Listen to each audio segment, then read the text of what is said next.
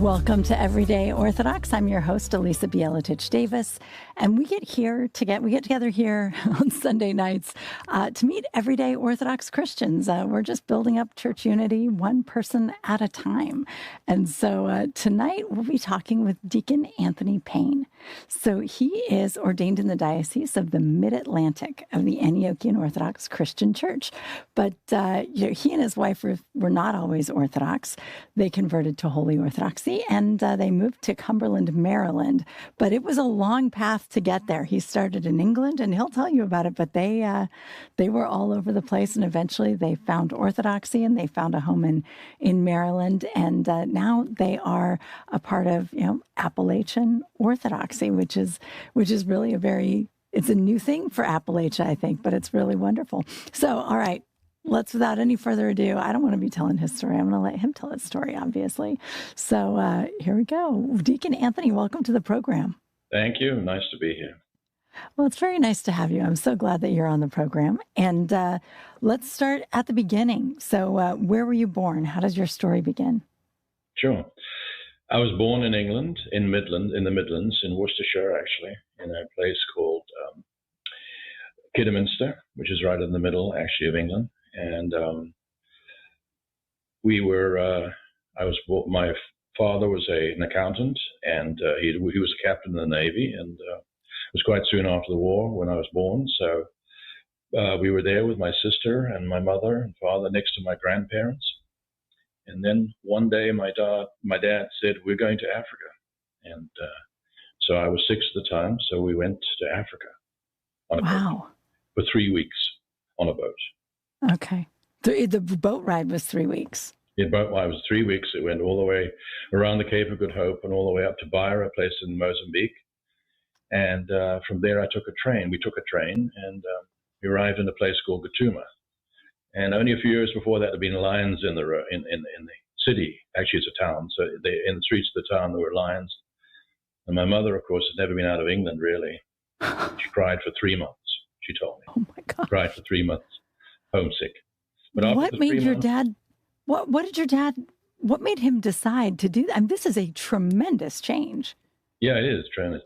I think it was because the war. He was a captain in the Navy, he saw action, and when he came out, England was a little depressed, obviously economically, and he went into the Navy before he went to university, did anything like that, or was qualified. So he had to qualify really. And when he did get qualified, I think he decided it was just too boring for him, maybe. I have a secret feeling he wanted to get away from my granddad, but there you go. That's just fine. You never know. I know what you mean, that we develop these theories over the years, don't we? Yeah, I know. There's the story they tell, and then the other one. But so your mom's crying. Yeah. Oh, yeah. During the time of the colonial situation, so there was places there for white people, and so they took an offer to offer a job in this little town called Gatuma in the textile industry, and that's how I went. That's why I went there. Wow. All right. Mm. And so your poor mom, it took her a while to adjust. Did she understand what she was getting into when they left England? So. No, I don't think so. No, I think so. I don't think so. She was, I think after a while, by the way, after that 3 months, she never looked back, and she loved it. I mean, she really had a great life. Those first 3 months were tough. Yeah, I bet. So your dad was working in the textile industry? Is that that was the setup? Okay. Right. Okay. And so you grew up, what was it like growing up there? Were you growing up, I mean, it seems like it would be still pretty wild, right? Like there weren't lions in town anymore, but.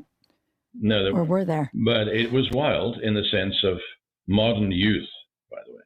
I think any woman from this generation who had to have a son or daughter in that environment probably would have a nervous breakdown, I think, It would probably be good for us, I'm sure. Those days, yeah. Yeah, I mean, it's true. Their parents today are very worried about a lot of things. I often think about, even in my childhood, I was, wandering around outside in the wilderness, and hopefully some kids are still doing that somewhere. Yeah, right. Anyway, it was a great youth, and I loved it and had a great time. I can't remember anything that I found. It was full of adventure, actually. It was great. And of course, it was wild, but there was excitement. And but it was a wonderful place to grow up, actually. So what kind of a kid were you? Did you have siblings, or was it just you? I have two sisters, both younger Okay. than me. Yeah. Excellent. Were they pretty adventurous as well? Because they started pretty young there in Africa. Yeah, I think so. I don't really know that, actually. Both of them, the youngest was born there, actually. She was born in Rhodesia. And my eldest and I were born in England. But they went to boarding schools like I did, actually. I went to a boarding school. And that is, I'm going to talk about a little bit, because I think my journey to Orthodoxy really began then. Actually, it was a high church, Anglo-Catholic church school, and called Peter House, founded on a rock. It was that was its name, founded on a rock, Peter House. And it was very Anglo-Catholic, very liturgical, very high church. And I've got very much involved in it during my teenage years. And I have a feeling that that's what cemented my eventual coming to Orthodoxy many, many years later. Well, and my understanding is that the liturgy that they would have been doing at that time, would have been almost identical to the Orthodox liturgy, right? I think there must have been. I was overwhelmed by it, and that's when I first was awakened to the gospel, actually, in a way that's slightly different to an evangelical way. But that was the way I came to understand who he was, our Lord. And I think it stayed with me ever since, actually. And that's what, when I came to a first Orthodox church, which actually was in Cambridge, Massachusetts, when I first actually entered an Orthodox church, many, many years later, and I'll tell you about it. But when I came in, I said to myself, and I remember saying to myself at the time, I had no idea why, but I said, I'm home. Yeah. It makes sense. It absolutely makes sense, especially with those experiences as a teenager. Mm-hmm. So when you say you were very involved as a teen, what does that mean? What were you doing? We had, I was a server. I carried the cross, and I was behind, and I helped with the setting up the liturgy. And we used to have prayers every day, actually, and we had evensong, and then we had the Sunday services. And I was involved in all of that, and it became part of my life. And then I started playing rugby, and then, of course, rugby and the church, they were both exciting things. And I played rugby until I got to university and afterwards. That's great. What did you study in university? I studied mathematics and physics at my first university, and then I got a Commonwealth scholarship to go to England to do a graduate course. And that was, wow. So I got there, and I'd met Ruth by then. And it was in technology, so it was actually took a thesis in AI. Of course, that was before it became what it is today. I'm sure. Wow, that's pretty neat, actually. But so you knew Ruth, but were you two already married, or did she stay back in Africa? No, she I'm sort of 8 years older than her, actually, and she was still at school when I met her, actually, to be honest with you. I just become a very fervent born-again person, and I went to a Baptist church.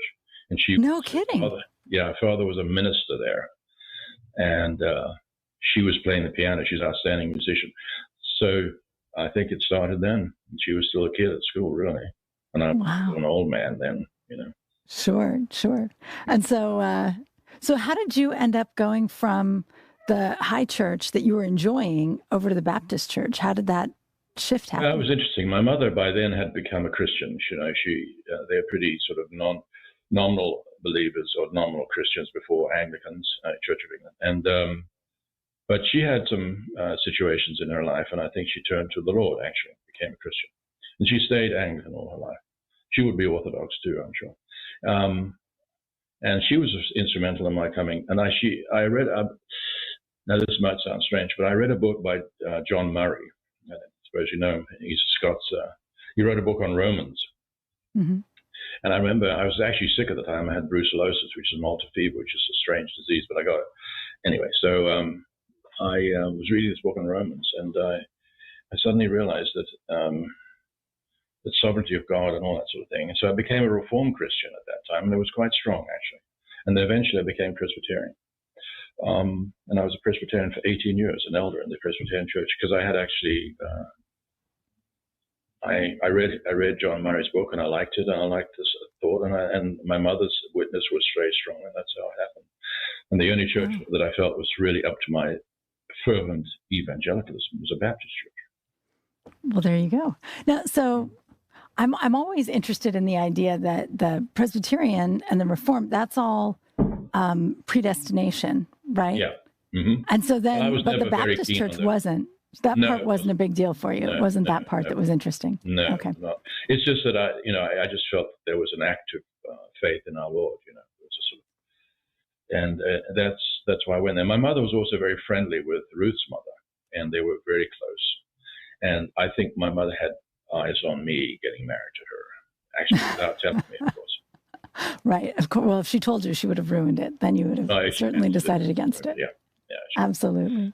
So that I think is what persuaded me. But that was before. That's when I got the scholarship, and of course, and then I had to leave, and I went to England on the scholarship. So.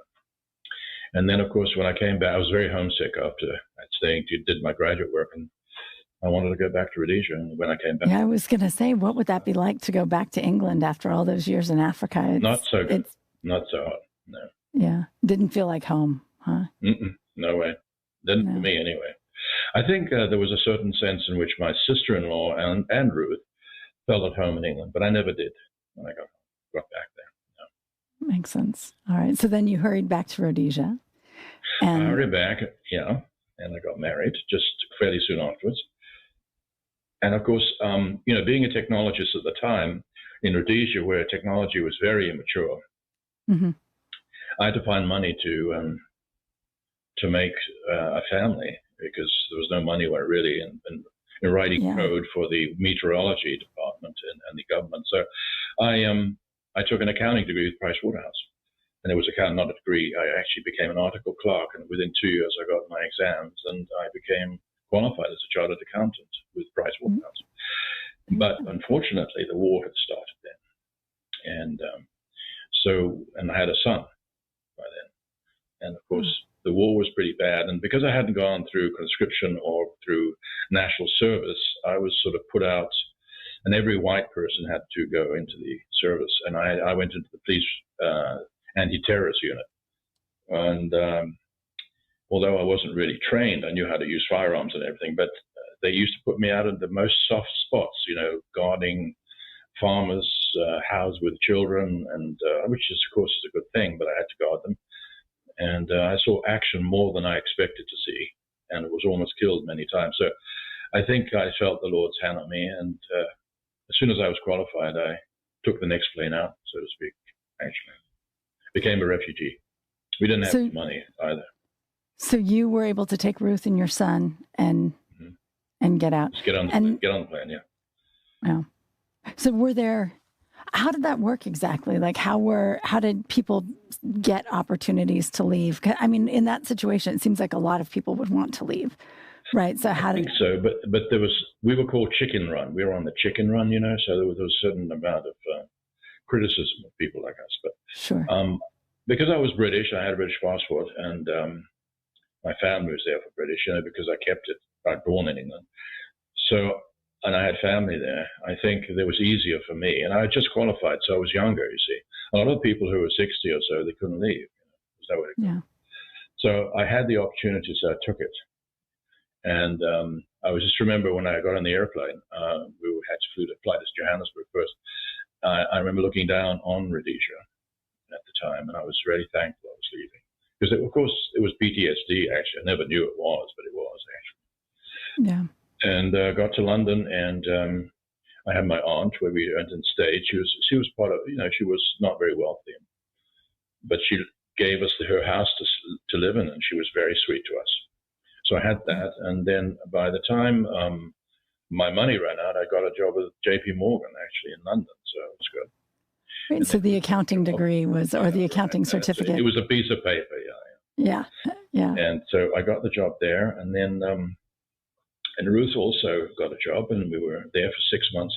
And then Pricewaterhouse came through and said, "Do you want to go to Hong Kong? Do you want to become a manager of the computer science group?" So I said, "Yes, let me get out of here." So I did. Yeah. Well, and that's great too, because then you were also moving toward your tech interest as well. It wasn't so much just right. Yeah. Wow. Okay. So you had been in Africa, and of course, everything went sideways there. Now you're going to Hong Kong, which is another sort of colony, but totally different kind of place, right? I mean, it was. The British still were essentially the owners, really. I mean, they thought themselves the owners. It was 1997 when they was transitioned over to China again. But anyway, so we were there earlier than that. So we saw that side of it. It was sort of the Imperial English, the Imperial British. That was interesting, actually. I loved Hong Kong, by the way, and the Chinese. I always still have very soft spot for them. But anyway, so we were there for 2 years, worked for Pricewaterhouse. And then at that time, I wanted to settle. I had a son and and I was hoping to have a second son, so a second child anyway. So I was looking for a way of getting to America because we couldn't come to America directly because we were white settlers in Rhodesia, which was a UN-sanctioned country. So he said no one wanted to take us in. So anyway, we got to Hong Kong, and I managed to get a job with a big money center bank in Singapore. So they took me to Singapore for 4 years, and then they brought me to New York. So I came to America. Ah, there you go. There you go. So really, it's like the big accounting companies that kind of took care of you in a sense. I know they did. So it was a piece of paper I had which made open doors for me. And so we came on their ticket, and we lived in New Jersey. And I was working for it's called Manny Hanny. It's now part of J.P. Morgan. But wow. I was there for 6 years or so. Oh wow. So okay. So you have two sons. Is one born in Hong Kong then? Yeah, one was born in Singapore. Now that's a sad story, and that sort of ties in with Cumberland, and I'll tell you now. But anyway, he passed away. He was doing was diabetic, and they didn't diagnose it until many years after we were in the United States, actually. And he was actually in his 20s or a little older, maybe. I think I can't remember exactly, but they did. He almost died. He had a coma and situation, but they hadn't diagnosed it. You see, so I think what happened that he did his Oriental arts training. You know, he liked Oriental medicine and everything. So he was an acupuncturist. Then he wanted to become an MD and match the two, bring the two together. And so he got his 3 years in as a medical student, and then he was doing rotations in Cumberland, the UPMC here. And one night he just didn't survive. He got a heart attack. He died. So. And that was in 2019. May his memory be eternal. So there was a certain impetus for us to leave New England, actually. Yeah. And that was one of them. It wasn't the only one, but that was one of them anyway. Mm-hmm. And it was during the virus time, COVID. And so as I could work remotely, I decided to look around here because he passed away here. And so we found a house here and we moved here. And that's when we moved into 2020. And had he been married and had children? No. He hadn't. No, okay. No. But you decided to go to Cumberland because he'd been there. I think that was the primary reason, I mean, there were other reasons too, but it was during COVID and everything was remote, and I was working remote. I'm the CFO, actually, of a fairly large nonprofit, and I'm still there. And so I came to Cumberland, and we worked here, and we were still working here. Of course, God, in a strange way, worked everything out, and he wanted us here, I feel, strongly. He does that, right? He works it out, and he puts everything in place. But well, I'm sorry about your son. May his memory be eternal. So do you think all of those years with undiagnosed diabetes just were so hard on his body that it damaged his... That's it, Yeah. And he was a sweetheart, though. He was a sweetheart child. He was loved very much around here, by the way. When we came here, I mean, there were people who talked about him with great affection, actually. He was Orthodox, neat. Strongly Orthodox. He used to argue with the Presbyterian doctors. That's lovely. It is really a beautiful thing, I think, after someone passes to be able, especially as a parent. I also lost a son, but very young. But there's something wonderful about learning something new about him afterwards, right? Right. When we came here, it was just wonderful. Actually, it was one of the ways that I got to meet another person in Cumberland who is my colleague in this whole endeavor here. He actually lives in Cumberland, and he's became Orthodox about 6 years ago. And he's Antiochian, and he used to worship in Altoona with Father Isaac, who's now the priest who comes down. And I got to know him because the doctor who tried to get me to join the Presbyterian Church when I came here, the surgeon actually, who knew David really well, and then I told him finally that I'm Orthodox deacon. There's no way in the world. And then he said that to this person whom he knows also, this other man. And so that's how we got to know each other, and that's how we sort of put our heads together and our hearts together. And we're working on this God's vineyard here. Wow. It was a neat combination, actually. That is neat. That's why I want to call the church St. David, by the way. Of course, I feel a little embarrassed saying it. I'm saying it out public now. But I know the bishop knows anyway. That's what I'm doing. That's beautiful, though. That's really neat. But so we jumped ahead in the story a little bit, though. Sure, we so did. let's bring it back. So how were the years in Hong Kong and Singapore? You liked it there. Did Ruth like it there? Was it fairly easy to transition there, or was it? Well, it was easy after a while, but at first when I arrived there on the airplane to Hong Kong, particularly, I mean, you arrive in a city where everything has been Latin script and everything has been in English, essentially, where I've been brought up and everything, in London, whatever. And going to Hong Kong, where everything's in Chinese characters and all the neon signs in Chinese, it's a little overwhelming when you come off the airplane to see that. And I remember my boss at the time took me to the first Chinese restaurant in Hong Kong, in Wan Chai, actually. And this was in the 70s, just after the Vietnam War, by the way. And that's where all the soldiers used to go, apparently. Anyway, so this was called the New American Restaurant. And we went there, and I sort of couldn't stand the food. It was really, really Chinese. But anyway, so within 2 weeks, I loved it. But anyway, it was a little overwhelming from that point of view. But I loved it at the end. It was great. And then Singapore is quite different. It's actually on the tropics. It's actually on the equator. So it's quite warm and humid all the way around the year. For 4 years, I was there. And I loved it, actually. Ruth did. That's where I became an elder in the Presbyterian Church, actually. And they ordained me an elder. And I was there for 4 years. And then we came to New York. And I found a Presbyterian church quite close to where I lived. And I was an elder, so I was there for 6 years with them too.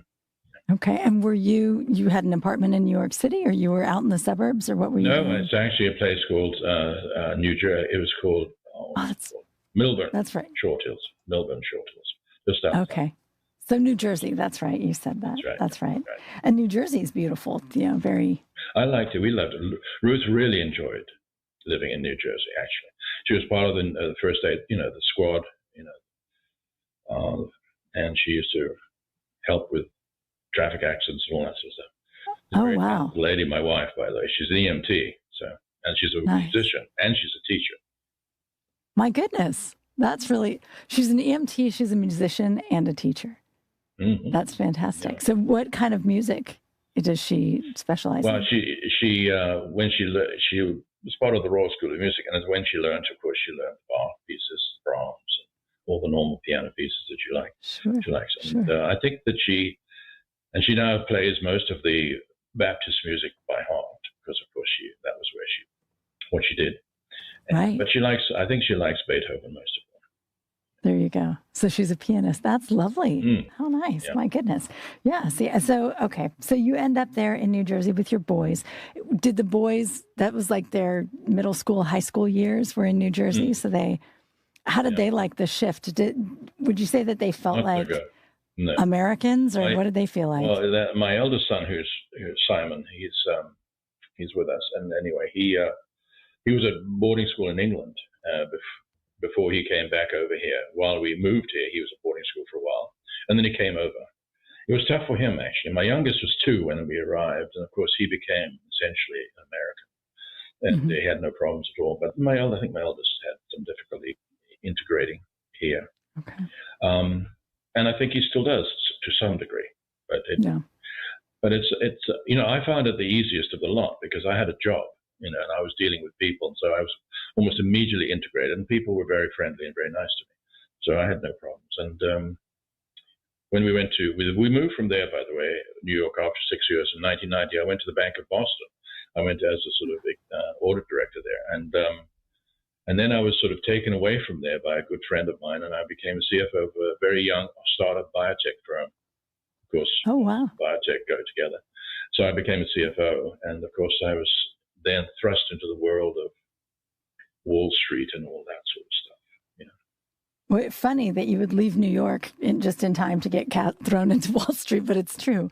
But it's so a biotech startup. So what were they doing? They're doing a technology called antisense, which to some degree is I don't want to get into the details, but it's what it does. It stops the gene from producing. So if you have a cancer that's producing cells, it actually stops the production of these cells. I mean, it's very theoretical, and it's very powerful if it worked. But the problem, of course, is the human body. It's so complicated. It was very difficult for this particular molecule to get through the cell wall and then do its job. But and so there was some issues with it anyway. And it never really reached the what it could have. It went public. The company went public actually when I was there. So. But I think it's been a lot of the technology has been used in other areas actually. The ideas anyway. Yeah. And I actually have a thought that the whole COVID vaccine system was similar to some ways that what I was doing with antisense, frankly.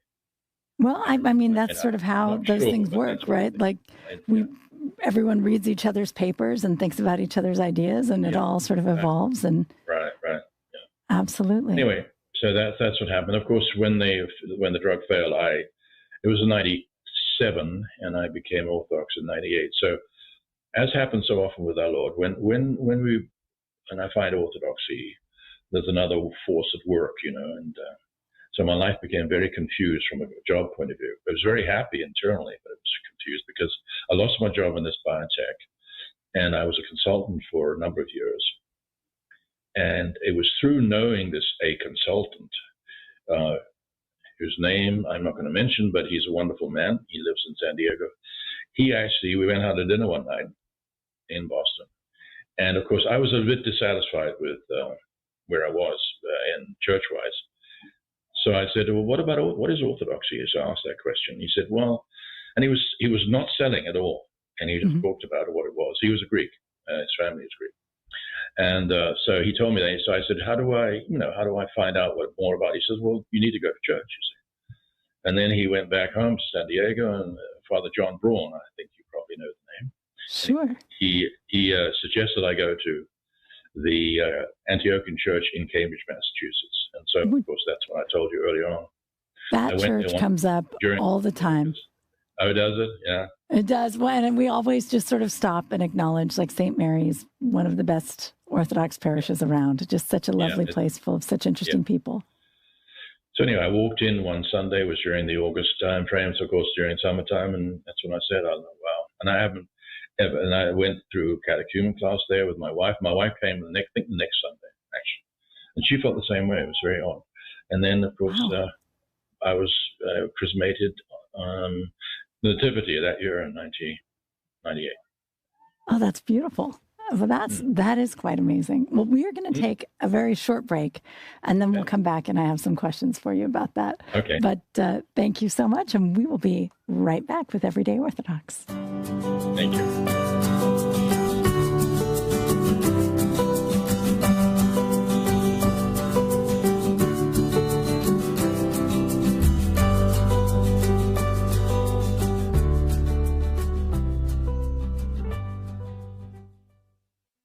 Year after Pascha, the Orthodox Church celebrates the holy myrrh-bearers, who cared for Jesus' body after he was crucified. But myrrh-bearing has a broader definition. It can serve as a metaphor for the practical, incarnate love to which Christ calls his followers. In The Art of Myrrh-Bearing, author Elisa Bielatich Davis explores the lives of grace-filled, myrrh-bearing saints in Scripture and throughout the life of the Church, offering questions for reflection in each chapter. By following the lead of compassionate saints, such as Joseph of Arimathea and Olga of Alaska, we can learn to embrace a simple and profound way of life in ever-deepening communion with Christ and with others. You can find this book at store.ancientfaith.com. Again, that is store.ancientfaith.com.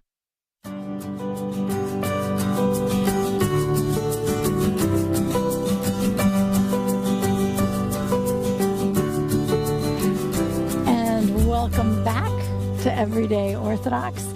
You know, we get together here on Sundays to build community the old-fashioned way by just getting to know one another, by talking, right? Conversation. So if you stick around long enough, you know, you'll meet people in every jurisdiction, every corner of this continent. But of course, I'm not doing it alone. Mike and Simon are in the Chesterton studios producing the show tonight. And you can always join us here live on Sunday nights, or you can see our program archived on YouTube or on Ancient Faith, wherever you like. But okay, tonight's guest, we've been speaking with Deacon Anthony Payne. And Deacon Anthony, you were working for this biotech startup. You went from all of these big, very solid companies, right, to a startup, which is always risky. It's always risky. But so when it didn't flower, right, like so many startups, when it just sort of came to an end and stopped happening, was that like really a moment of depression for you? Was that really hard for you? Or was it like, okay, no problem, I'll just figure something else out? I don't think it was very hard for me. I can't remember being depressed about it at all. I sort of felt there was the writing on the wall, actually, to be honest, some years before it happened. Yeah. I didn't quite feel I was really cut out for that particular job, Okay. Intellectually, I enjoyed it, but it's it's a different world from the big company as I was experiencing, etc. Yeah. And my friend was actually the CEO, and it was sad because my relationship soured with him, unfortunately. But anyway, sort of I accepted it. A lot of the things in my life I've accepted as a sort of just it is what it is. And when I had kids, so I had to look after a way of getting money to support them. Right, absolutely. So I had some friends outside, and I joined as a consultant of this consulting firm in Boston. I was there for a few years. Actually, I was there for a year or so. And then one of the folks who was part of this company had taken a job in Montreal, Canada, and he wanted a CFO and an executive. So he asked me if I'd like to join him. I actually was consulting for them as well. So I went to Montreal, actually. At this point, I was an Orthodox Christian, of course. Oh, wow. Okay. Wow. So the adventure continues. My goodness. Yeah, I did. And it hasn't finished. So we came up in 2020 with my wife, and we lived in Montreal. Was a great experience, by the way. I love food as well, and I love I love the way they cook up there, and it was great to be there. We had my kids stayed down; they were at school. Anyway, so I came up with Ruth, and we enjoyed it. But then, of course, guess what happened on September the 11th? 9/11. Right. And one of the investor groups with this company was actually from the Middle East, Saudi Arabia, actually. And there was a great deal of cloud over anything that was related to the Saudi Arabian situation. And so, of course, the investors pulled, and so I didn't have a job there. So it was the second job I lost at that point. Oh, wow. Yeah. So then, of course, the person I mentioned who I went to dinner with, I spoke to him, and he lived in San Diego.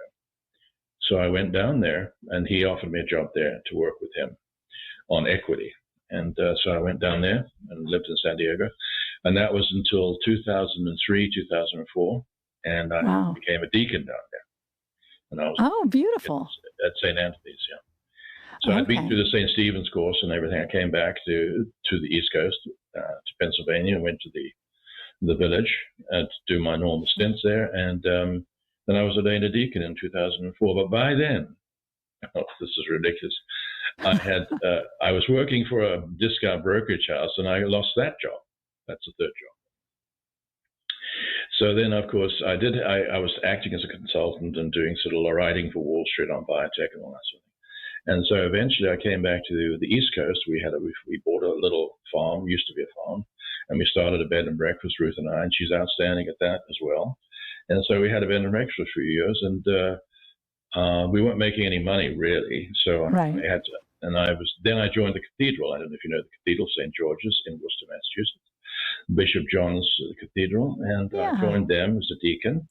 And I had a really good time there for 17 years, I think, actually. Oh, wow. Wow. And I wasn't making any money, so I had to go and find some. So I went to an accounting firm, and they offered me a job.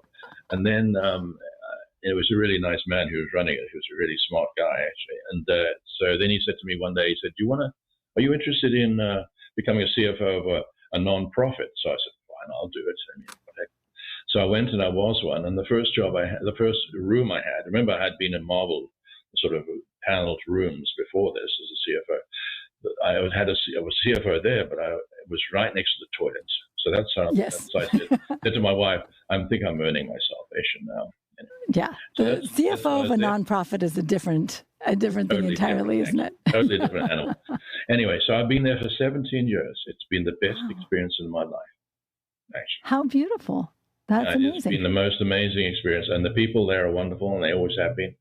And I felt real comfortable there, and people respect me. And it's given me the opportunity to do both things, to be a deacon as well as to be a CFO amongst people that I admire. That's wonderful.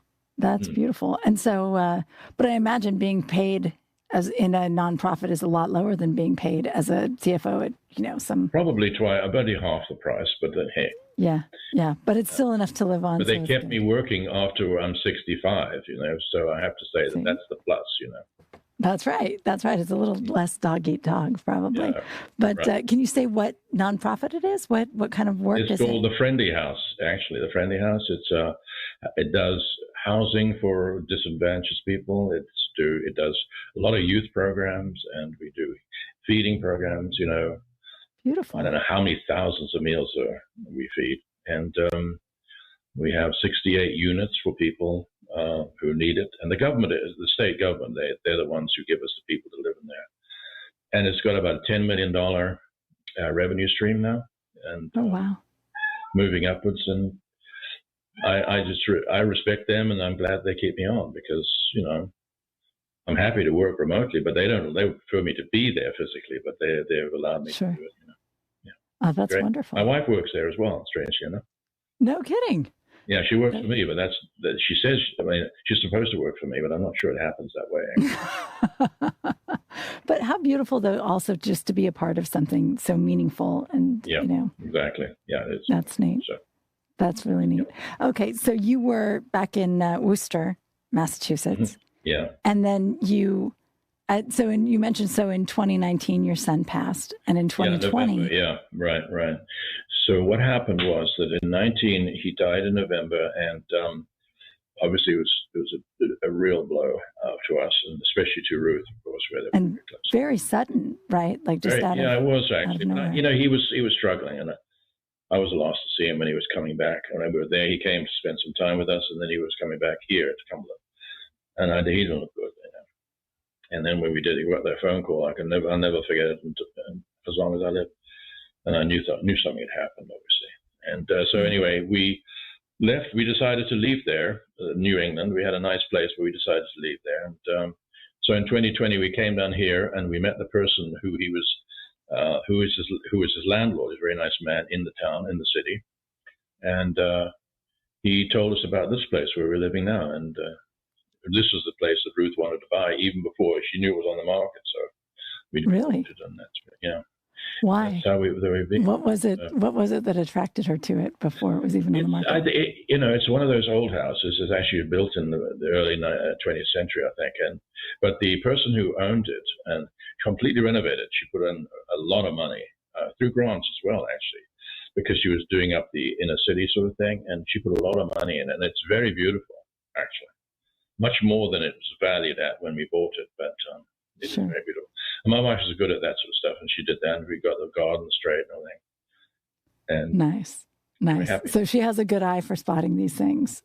Yeah, she does. We've always done that. She's always done that. She's extraordinary. She's a very good gardener as well. There you go. That's beautiful. So you came to Cumberland. What is Cumberland like? This is you've been in, outside of Boston, and I guess Worcester's not a huge town, but it's right outside of a big city, and it itself is a big bustling center of activity, right? Was Cumberland a big change from that? Does it suddenly get really quiet? Is it smaller? Well, it's quieter than Worcester, but we came during the COVID time, of course, which made it quite quiet anyway. But it's not that quiet, actually. There's lots of activity in the surrounding areas and all that sort of thing, but it is much quieter than up in the Northeast, actually. I like it here. People are critical of the place, but I like it here. There are no restaurants here, of course, which is a terrible thing. But anyway, I like Asian food, and I like Indian food and all that sort of thing. And you're probably not in the right spot for lots of pizza shops, but I don't really like pizza too much anyway. Well, and I think especially coming out of Hong Kong and Singapore, you're going to have like pretty good Asian taste. So you're going to have to be in a big city on the coast to be able to catch that. Anyway. But so Cumberland is there in Maryland, kind of right near West Virginia. I think you've got West Virginia on both sides of you, haven't you? No, West Virginia on one side, which is on the south, actually. Okay. It's the Potomac River runs through it, actually. Oh, beautiful. So West Virginia's on the south of the Potomac, and Maryland's on the north of the Potomac. And then to the north, to our north, which is the Mason-Dixon line, by the way, is Pennsylvania. So we're right on the Mason-Dixon line. Yeah. So all the history's here.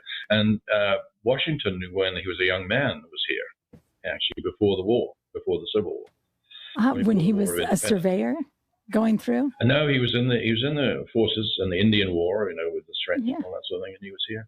And Braddock was here, and it's sort of got some tremendous history here, actually. I don't really know much about when I came, but it's nice. But the people are really friendly, and they're pretty sweet, as they are in Appalachia anyway. So we've enjoyed it here. But you want to know about how the church started, right? I guess. Yes, I want to hear about it. So when you moved to Cumberland, was there an Orthodox church there? Nope. There's never been an Orthodox church here since it started 287 years ago. Oh, wow. Well, was Cumberland, it was never a mining town or something like that, right? No. The start of this group, in the 1990s, there was a work done by the OCA, and they had a priest who came from Hagerstown, who used to come and take services for groups of people that were Orthodox. And there were some people, I think, who were Orthodox then. I don't know much about the history. Anyway, he started something that in the 2000s, or early 2000s, there was no more, a lot of the economics changed here and the people left. And so there was very few people. And of course, he was concentrating on the people who were Orthodox, okay? And so that failed. And I didn't know anything about it, but I actually had a friend, a deacon evangelist from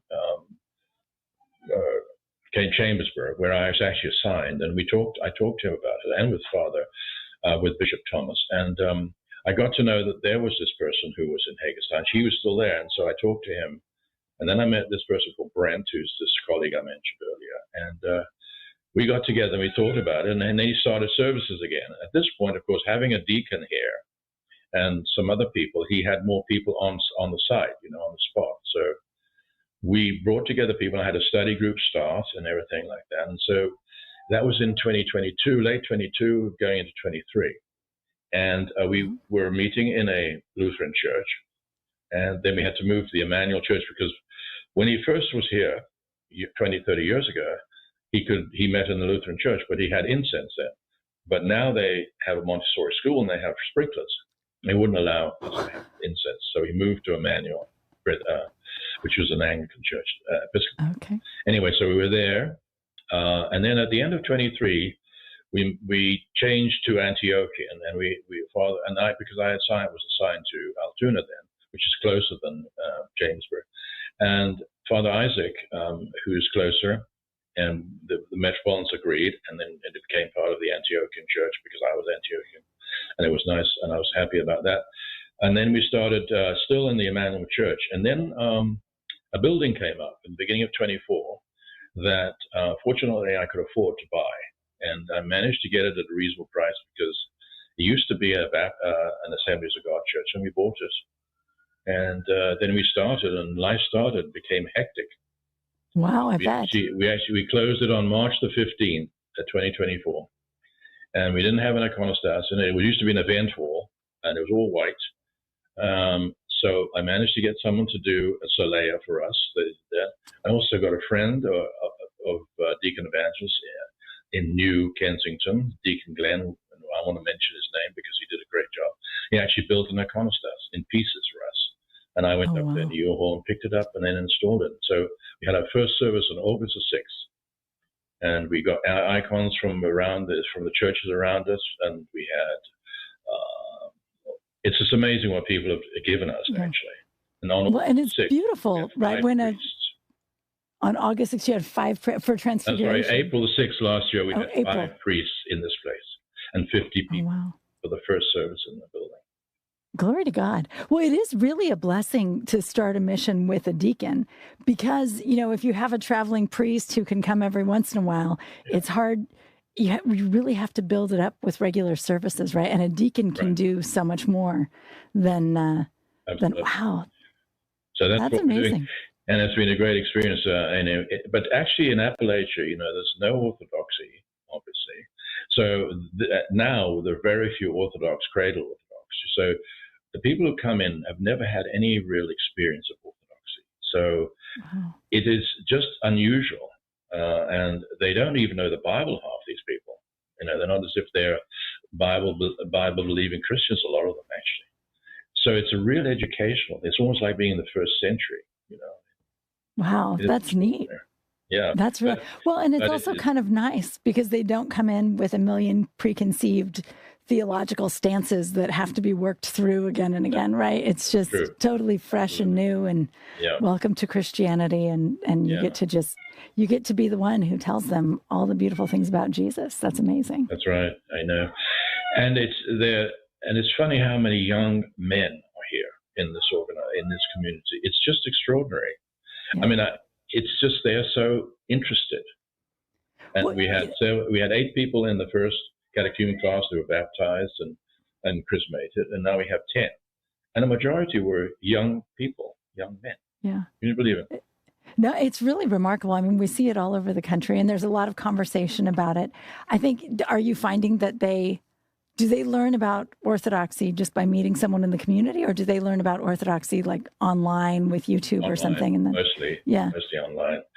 And they have their favorite people and all that sort of thing. But, there's a lot of stuff online, which is a bit weird. But, they do actually learn a lot of it. And in fact, I had a young man who was at the last catechumen class, or the second, or the one before. And he knew as much as me, almost, Right. Yeah, it is really interesting. I teach high school Sunday school in Austin, Texas. And these kids are 14, 15 years old. They, on their own, without their parents. I mean, their parents know about it, but their parents are not Orthodox, not interested in joining. No, the kids come in and they're like, well, St. Athanasius was saying that. I'm just like, I know. What is happening?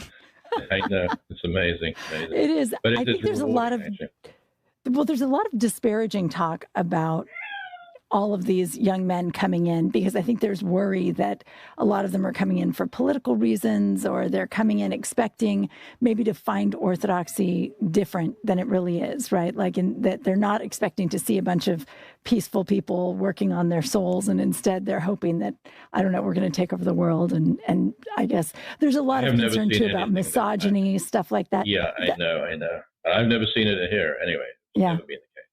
Yeah, I don't see it either.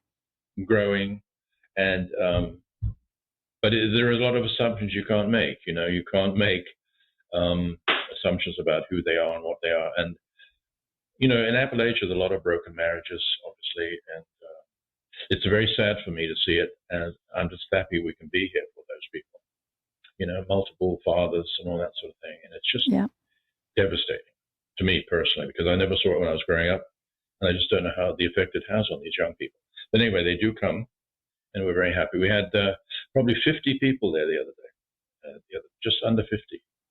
That's amazing. It's amazing, to be honest with you.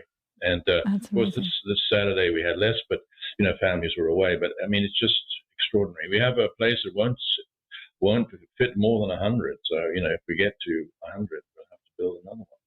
What a good problem to have. My goodness. That's fantastic. But yeah, I think it is interesting. I think a lot of the voices on YouTube, there's all different sorts of things going on there. And so, we kind of, the ones that catch our attention are always the ones that are sort of really radical and political. But I agree with you. I don't see a lot of that. Or if that's what they were expecting, the ones who stay are the ones who are attracted to what is really there. Right. And it's, exactly. Yeah. It's very beautiful. Oh, that's neat. I'm glad to hear that. I'm very glad to hear that. But what a good time, I guess, to be creating a mission in a place that doesn't have any Orthodox witness, because you're coming in at a time where YouTube's helping you. I know, it's true. There's obviously people have to give, or not only of their time, or their dollars, but of their time, and that's coming more and more apparent that people want to get involved. It's fantastic, actually. Glory to God. But I was and also we don't have music. I mean, I'm looking for a choir person. My wife tries, but she's not a singer. But music is so essential in an Orthodox church, as you know. And the music, it needs a little bit of, tender loving care. Yeah. But we'll get there. We'll get there. You will. God will send the right person at the right time, I'm sure. Right. Absolutely. He's growing you in exactly the way he wants to grow you. But now, do you have a full-time priest there? Nope. No. Father Isaac, who is wonderful, he comes from Altoona, St. George's in Altoona, and he comes on Saturday mornings. So we have Saturday mornings twice a month where he's there. And then I take a typica with communion on Sundays when he does not the weekend with, the alternate weekend. And I take a typica, and we have, we don't have the same number, but I take a typica with communion. And I do take a catechumen class. I take a typica during the week. We have prayers for healing as well. We do occasionally. And I do a Bible study on the typica side. When there's a typica that I'm doing, starting taking a Bible study then afterwards during the fellowship time. But, we have a really nice fellowship group afterwards, the meals and everything. People supply the meals. And I say to them that, that's part of the worship.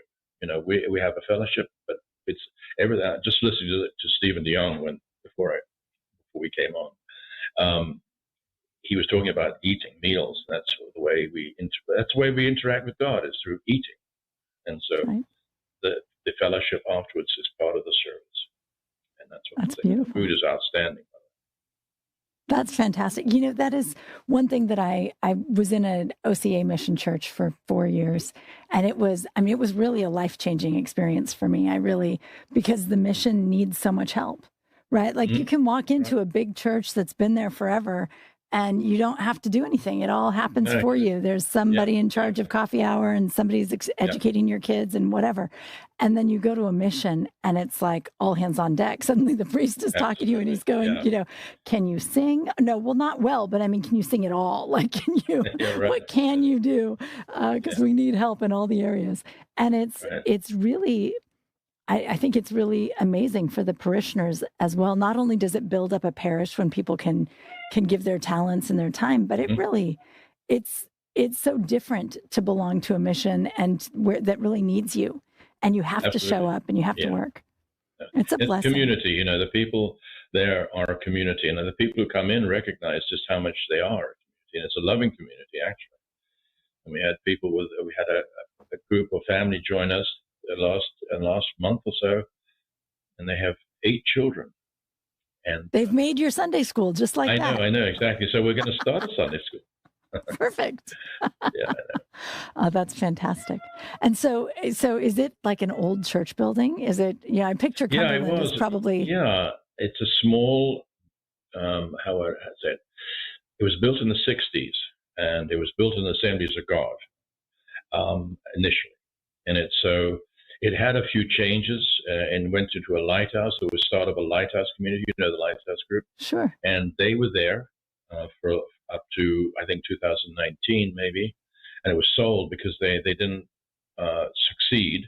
And they moved down the road, and now they're quite large. So they were there. So it sold, and they became an event hall, so people. Oh, you can see my cat. I'm sorry. Just sorry. That's great. For those of you watching on YouTube, we have an extra sideshow occasionally popping up. Right. No, I'm sorry. Anyway, so he wants to go out, of course, and he's making a fuss. But anyway, so of course. What was I going to say?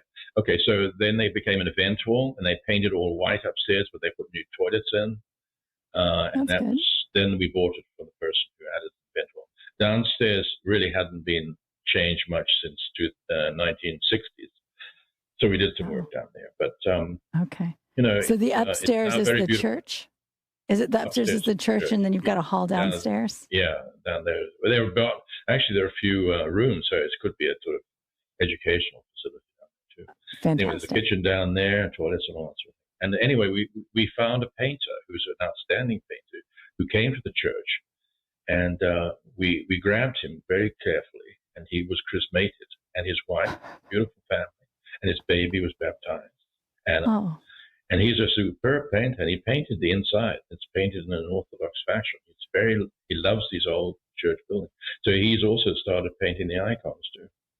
Wow. Of course. So we're very fortunate to have him as well. Oh, that's a big deal. I mean, iconography is very expensive. You could Very. I'm sure you could buy several buildings in Cumberland for the cost of a small bit of You could. I mean, really, Absolutely, you could. Yeah. Yeah, you could. absolutely. So we're very Wow. happy to have him. He's actually in Texas now. He's coming back soon.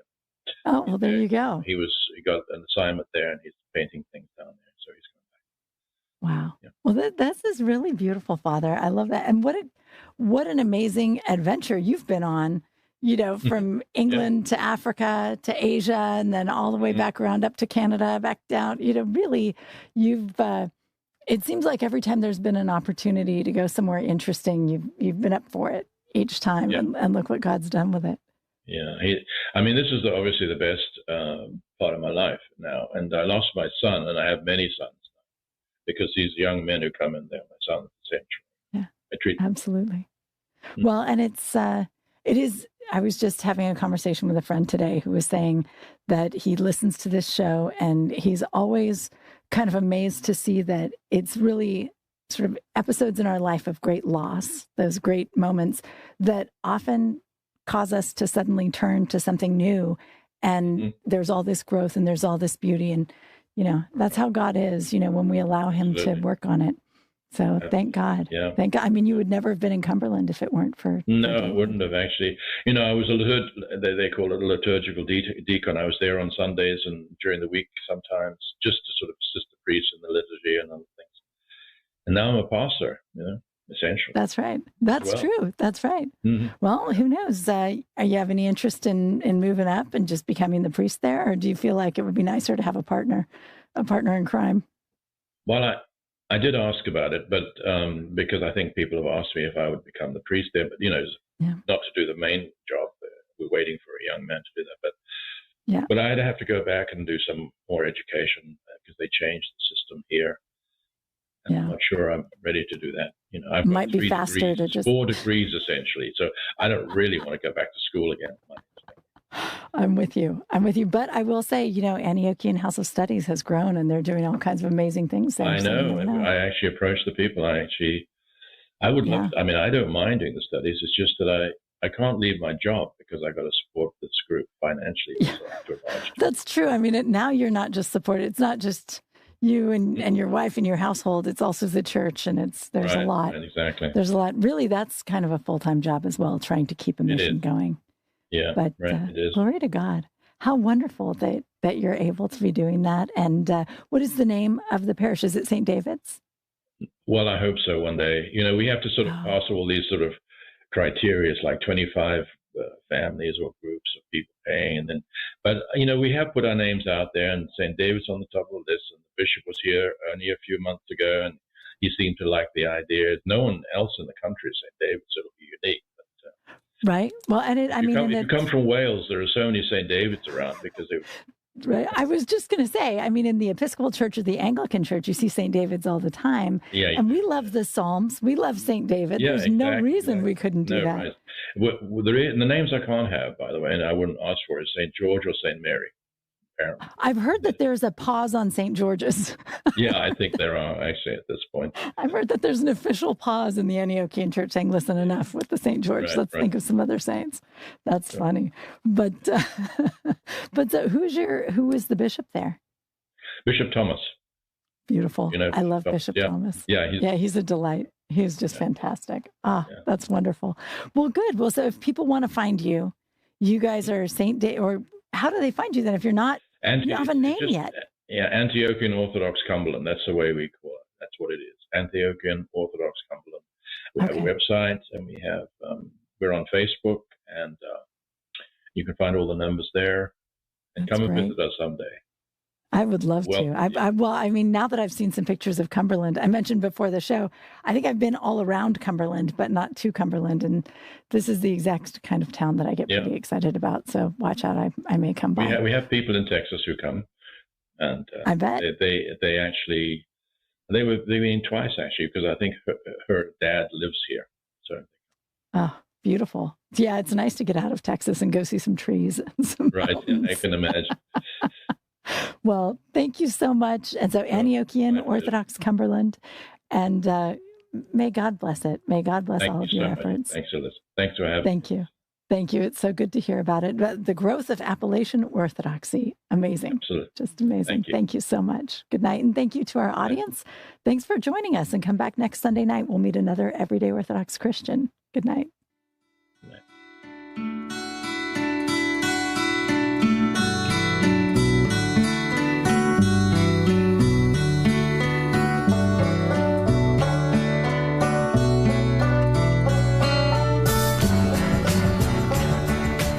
Well, thank you so much.